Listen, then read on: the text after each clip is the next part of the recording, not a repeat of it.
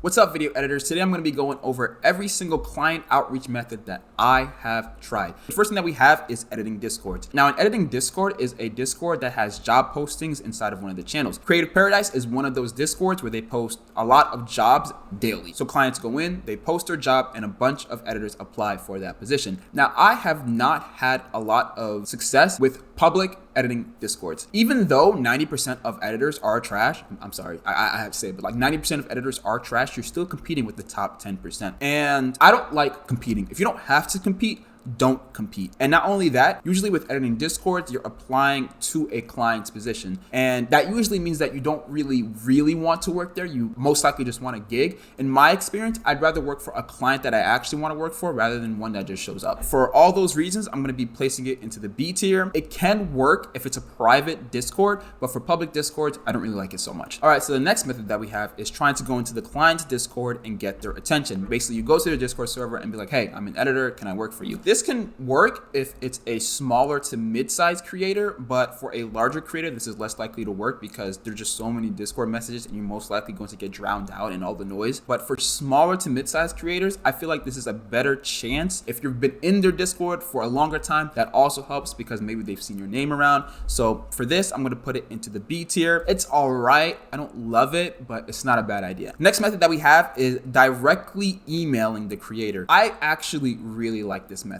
and it's landed me a few clients before. However, I don't know if you know the term, but what you're doing is that you are sending a cold email. That's what they call it in business world, a cold email. The best way to send a cold email is to make it highly personalized, which means not copy and paste. What you want to do is that you want to spend like 10 to 15 minutes really pitching yourself, and you want to make it really brief. You do not want to send a whole Bible. You do not want to send the scriptures, just a very tight-knit reason about who you are and why they should hire you. So this can be like, hey, my name is Jiggy. I'm a long-term fan. My favorite video of yours is X. This is my portfolio. I'd love to work for you. And that would be the cold email. Like, you don't want to do too much in the initial cold email. You want to be like, my prices are X, Y, and Z. Send them a whole bunch of like videos. Like, you have to think about the client's perspective. They read this in like a minute, they understand it, and they can get back to you if they want to. This especially helps if you're a fan. Clients love fans on their team. It means that you'll be more motivated to work for them. You'll actually enjoy the content that you're working on. It's just overall a much better experience. I've got many jobs off of cold email, and for that, I'm going to put it in the A tier. It's still not the best method because you can be swamped out by a lot of other emails, especially if they're a large size creator. But if they have a business email, then most likely it'll be less swamped than, say, their Twitter DMs. The next method that we have is directly DMing the creator on Twitter. I do not like this method at all, especially if they're a mid to large size creator. They're going to be swamped with messages. You're going to be swamped with messages from fans, from clients, from brands, trying to do partnerships, fans trying to get their attention. You do not want to be competing. That's exactly what you're doing here. You're competing, trying to get them to notice you. And the last thing that you want to do is be competing just to be noticed. You want them to see your message somehow. So for that, I'm actually going to put it in the D tier. I feel like this is one of the worst ways that you can try to get a client's attention. Maybe it works if they're small size, but like I said, if they're mid to large size, then it can get messy real fast and you can just waste a lot of your time. The next outreach method is finding an editor that works on their team and contacting them. Now, this method really only works or can work if you know the video editor. Otherwise, the editor is getting an unsolicited like direct message and you're asking them to do stuff for you. Usually that doesn't work out, and most likely they will ignore you. If the editor's already seen your work and you guys are mutuals, you guys have chatted, tweeted to each other on Twitter, then that's something different. If it's not a cold DM, then it's warm outreach. But if it's cold, you don't know the editor, and you just basically contact them asking for a job, it's an easy way to get ignored or worse, blocked. So for that, I'm going to put this into the C tier. It can work, but I wouldn't really count on it. The next outreach method that we have is contacting the channel manager. I love this outreach method. If you're contacting the channel manager, that most likely means that the client already has a structure in place. Not only that, the manager has authority to even give you that opportunity, or better yet, to hire you. And if you're lucky enough, that manager will be like, oh yeah, we're actually looking for a position right now. Can you send over a portfolio? And if someone is asking you for a portfolio, that's a good thing. That means they're actually considering you. So for this, I would put reaching out to the manager into S tier. I love this method. It has worked for me multiple times. It works even better if you know the manager or the channel manager. This can just work wonders. The next method that we have is tweeting out to the client. This basically means that maybe you make like an edited video for them, like a little sample, and then you tweet at them. I've seen this work before, but it also has a possibility to not work, and it's a lot of effort. If an editor came up to me and be like, should I do this? I would definitely advise them instead to do it in an email. Be like, hey, my name is so-and-so. I'll do a short like 1-minute demo for you so you can see my skills. And this has actually worked for me before in the past, and I had no portfolio. So tweeting at them can work, but I much prefer if editors would just send a cold email instead asking, do they want a demo? So for that, I'm gonna put this one into the B tier. All right, so the next outreach method, which is not really more of an outreach method, it's more of an inbound leads type of thing, is having a personal brand. Now, a personal brand for video editors is possibly one of the best assets that you can have. Say we have two editors of the same level. They have the same skills, they have the same editing prowess, but one has a personal brand. So the client can just go to their personal brand, see what they're about, see their work, see their portfolio all in one go. I'm telling you, that editor is going to be the one to get the job if there's only one position available. Not only that, having a personal brand also allows clients to contact you, which is great. Without you even needing to go out and find those clients, clients will come to you and be like, hey, I've seen your work. Can we arrange something? And at that point, you already have them. So at that point, it's up to you to be like, you know what, I want to work with this client or not. And that is the best position to be in, for you to be like, I have steady work that is coming towards me. So for that, I'm going to put having a personal brand in the S tier. The next outreach method that we have is connections.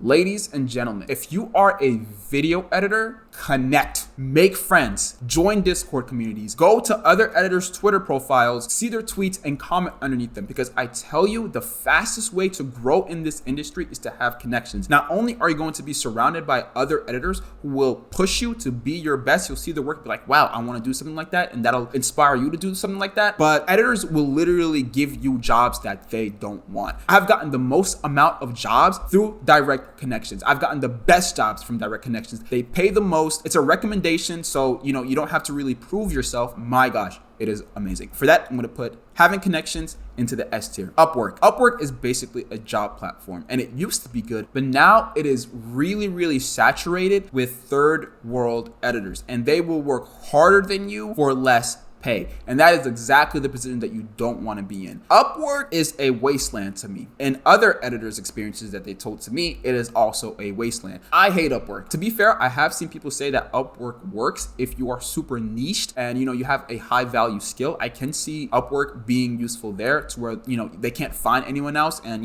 the third world country editors can't compete against you. At that point, then it can be decent. But if you're just like a regular editor, then I wouldn't recommend Upwork as your first option in order to get jobs. And for that, I'm going to put Upwork into the C tier. I really don't like this. I'd put it into the D tier if it wasn't for the fact that if you were super niched, you could possibly get some jobs. People pay you less and expect more. Even if you're in a third world country, I'd recommend that you try another outreach method, because you can make a lot more money than on Upwork. The next one that we have is Fiverr. Fiverr is pretty close to Upwork in the terms that it's also a job posting platform, except it works a little bit different. Clients come to you with your job posting. I have seen people say that they had more success with Fiverr than they have with Upwork. I've had editors come to me and be like, I've had a lot of success with Fiverr. However, once you start getting to that higher upper echelon of editing where you want to make like $500,000 per video, then Fiverr becomes less and less of an option. Fiverr can be okay if you're just starting out. Maybe you're just trying to get some extra cash. I still wouldn't recommend it for video editing. It can be good based off other people's experiences. It makes me feel like I wouldn't like Fiverr. And for that, I'm going to put Fiverr also into the C tier. So the next outreach method that we have is job boards. This is LinkedIn. This is Indeed. This is like Google Jobs. I'm going to give you some sauce that a lot of people actually don't know. LinkedIn and Indeed and these types of job platforms, they get a lot of applicants. A lot of people want the job that you're seeking. Recruiters have come out and said that, they get so many applicants that in order to filter out applicants, they go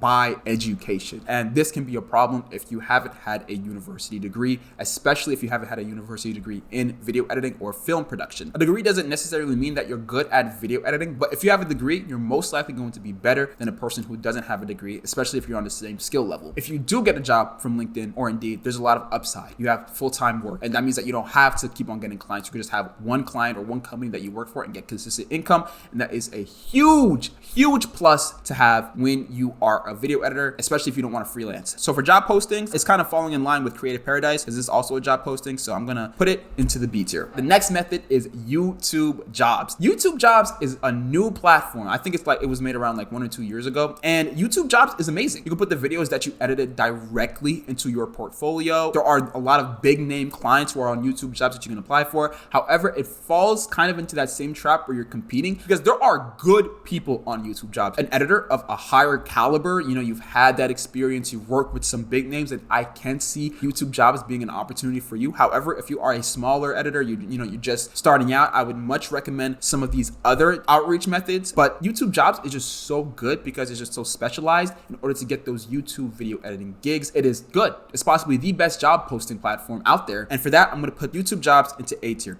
You can also make your own portfolio on YouTube Jobs and share that with creators who are outside of YouTube Jobs. Either way, you should have a profile with your portfolio on YouTube Jobs. It just makes sense. The last method that we have is Reddit. Basically, a client posts a thread in a video editing subreddit asking for video editors. What I've noticed, however, is that these jobs are usually super low quality. Like I'm talking about like $35 a video for a 10-minute video. So once again, this could be good if $35 to $40 a video is good for you, or maybe you're a new video editor who just needs some experience. I still would recommend the other outreach methods instead of going to a Reddit like job board for editing, because like I said, those job boards are usually low quality. Sure, there can be some diamonds in there, if you happen to find the right client at the right space. At the end of the day, they may be a good client, but they just may not know where to go. So for that, I'm going to put Reddit into the C tier. All of these outreach methods can work for you, but in my experience, these are the ones that work the best. If I had to tell editors what to choose, I would not go below the B tier. Obviously, you can have different experiences. Hopefully this helps you. If you enjoyed the video, remember to like and subscribe. If you want to see more of this kind of content where I do tier lists, please comment below. If you want to see another tier list video, you can click